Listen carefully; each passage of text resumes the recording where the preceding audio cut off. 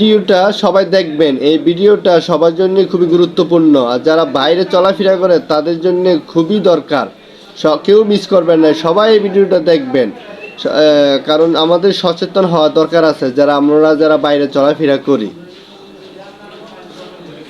এই যে দেখেন, একটি লোক দাঁড়িয়ে আছে মানে কোনো এক মক্কেলের জন্যে। এই যে এখন একজন লোক আসছে, তারা দেখেন কিভাবে ইয়া করে।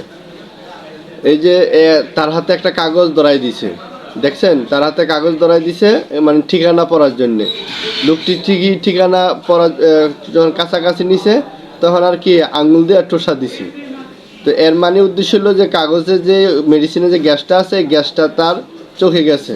তো সে ওই লোকটার কন্ট্রোলে চলে গেছে। এখন দেখেন, লোকটা যা বলবে সবই দিয়ে দিবে, বুঝছেন? মনে হইতেছে তারা খুবই একে অপরের বন্ধু মানুষ, সব দিয়ে দিবে।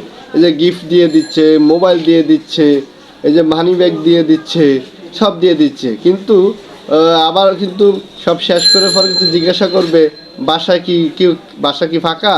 যদি শুনে ফাঁকা, তাহলে বাসায় নিয়েও সব কিছু নিয়ে যাবে, স্বর্ণ, টাকা পয়সা, ধন সম্পদ যা সব নিয়ে যাবে।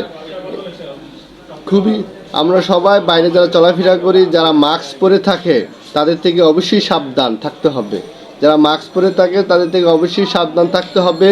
কেউ যদি এরকম মাস্ক পরে এসে যদি বলে যে এটা এই কাগজটা পড়ার জন্যে, ভুলও পড়বেন না। এমনকি মাস্ক পরে নেবেন অথবা দূরে থাকবেন, দূরত্ব বজায় রাখবেন। কাছাকাছি চোখের সামনে এই কাগজটা পড়া যাবে না।